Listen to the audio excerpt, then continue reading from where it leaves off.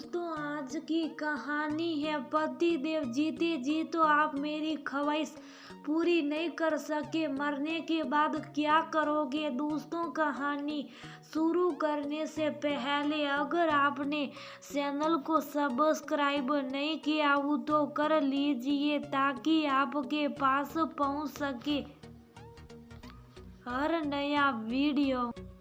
पापा डॉक्टर जवाब दे चुके हैं। अब माँ कुछ दिनों की ही मेहमान है। बेटे माधव ने अपने पिता देवकी नंदन जी से कहा। देवकी नंदन जी ने तो कुछ सुना ही नहीं, उनके कानों में तो डॉक्टर साहब के शब्द गूंज रहे थे।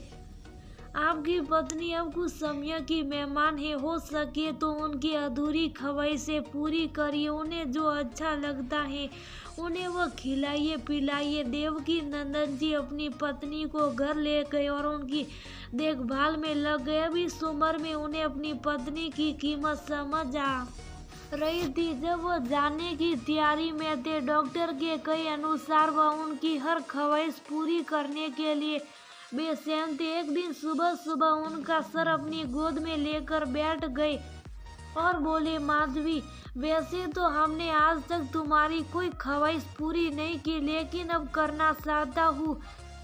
तुम बताओ, तुम्हारी क्या ख्वाहिश है। सोनिया जी, शादी के बाद औरत की कोई ख्वाहिश ही कहाँ रह जाती है,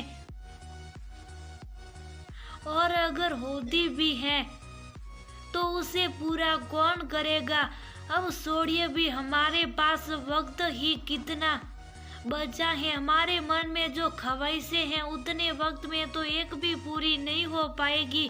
उनमें से कई ख्वाहिशें से जुड़े लोग अब इस दुनिया में नहीं है। तुम कह कर तो देखो, हमसे जो बन पड़ेगा हम वह जरूर करेंगे। माधवी जी फीकी सी हंसी और बोली, माधव के पापा, हम शादी के बाद कभी अपने मायके अपने मन से नहीं जा पाए। जब भी गए अपने आंसुओं से रुलाया आपने और आपकी माँ ने इतने बंधनों में जकड़ कर रखा कि मायके का हर रिश्ता छुड़वा दिया। आज तक हर शादी ब्याह में साथ लेकर गए और उसी दिन रात में ही भागते हुए लेकर चले आते।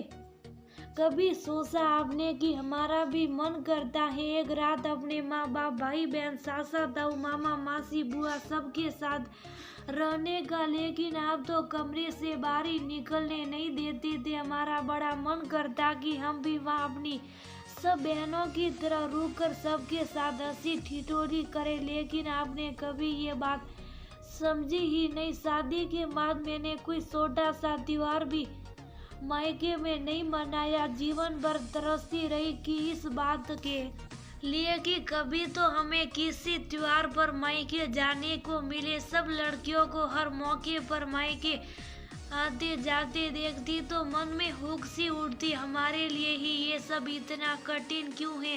तब जवाब मिलता, क्योंकि तुम्हारा पति तुम्हारी ख्वाहिशें नहीं समझता, इसलिए तुम्हारी ये छोटी छोटी सी ख्वाहिशें भी पूरी नहीं हो पाती। अब आप बताएं कि आप हमारी ये ख्वाहिशें पूरी कर पाएंगे, क्योंकि अब तो ना माता पिता रहे, ना वो भाई बहन रह गए जिनके साथ समय बिताने का मन करता था। जब ब्याह कर आई तो बड़ा मन करता कि अब हमें कहीं घुमाने ले जाए, मूवी दिखाने ले जाए, हम लोग भी हनीमून पर जाए, लेकिन आते ही घर गृहस्थी की बागडोर हमारे हाथों में सौंप दी गई। आपके साथ समय बिताने को, बातें करने को तरसती रह जाती। आप हमारे पास तक नहीं फटकते। आपका साथ बस चंद मिनटों का ही मिलता। आपका काम खत्म और आपकी करवट लेकर सो गए, फिर कोई मतलब नहीं रह जाता।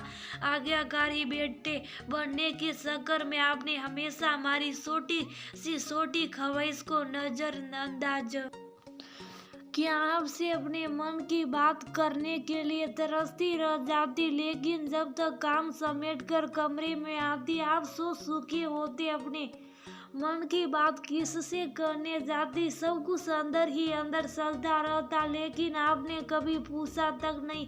आपको याद होगा, हमारी बड़ी ख्वाहिश थी कि हम लोग फोटो स्टूडियो चलकर एक तस्वीर खींचाए, लेकिन जब आपसे कहा तो आपने साफ मना कर दिया।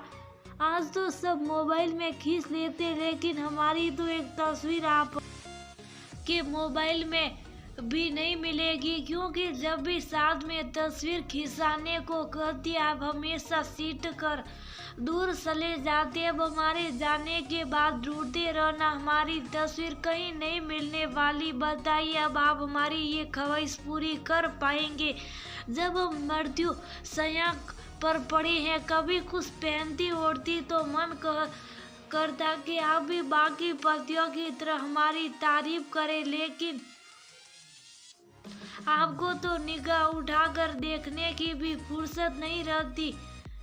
कभी कुछ अच्छा बनाती तो सब तारीफ करते, आपकी तारीफ बड़ी आस के साथ देखती, लेकिन आप देखकर भी अनदेखा कर देते। जिंदगी भर आपकी तारीफ के लिए तरसती रह गई, लेकिन आप कभी मेरे स्त्री मन को पढ़ ही नहीं पाए। हमारा आत्मविश्वास तक चला गया। ये लगता हम दुनिया की ऐसी औरत है जिसके अंदर कोई खूबी नहीं जो पति को रिझा सके। हमारी ख्वाहिशें कोई बहुत बड़ी बड़ी नहीं थी, बहुत छोटी छोटी थी जो मन के अंदर ही दबी रह गई। कहते कहते माधवी जी की सांस फूलने लगी तो देवकी नंदन जी ने उन्हें पानी पिलाया, जिससे कुछ देर के लिए वह ठहर गई। अब हमारे मरने के बाद आप हमारी ये ख्वाहिश जरूर पूरी करना, हमें खूब सजाना, हमारी मांग अपने हाथों से भरना और हमेशा खुश रहना। बस यही ख्वाहिश। एक बात और, माधव के पापा जीवन साथी की ख्वाहिशें पूरी करनी है तो जीते जी करिए, ऐसे मरते समय पूछकर उसका मजाक मत उड़ाइए, कहकर माधवी जी की गर्दन एक तरफ लुढ़क गई और वह हमेशा के लिए खामोश हो गई। देवकी नंदन जी फपक कर रोने लगे और बोले, तुमने बिल्कुल सही कहा, तुम हमेशा हमारी आंखों के सामने रही और हम हमेशा तुम्हारी अवहेलना करते रहे। कभी तुम्हारे मन की ख्वाहिश से समझने की कोशिश नहीं की। दोस्तों, ऐसा क्यों होता है? जब तक इंसान आंखों के सामने मौजूद रहता है तब तक लोग उसकी कदर नहीं करते, लेकिन उसके जाने के बाद उसकी कीमत समझ में आ जाती है। तब कोई फायदा नहीं होता, क्योंकि जाने वाला तो तरस कर चला गया। पछताने से क्या होता है?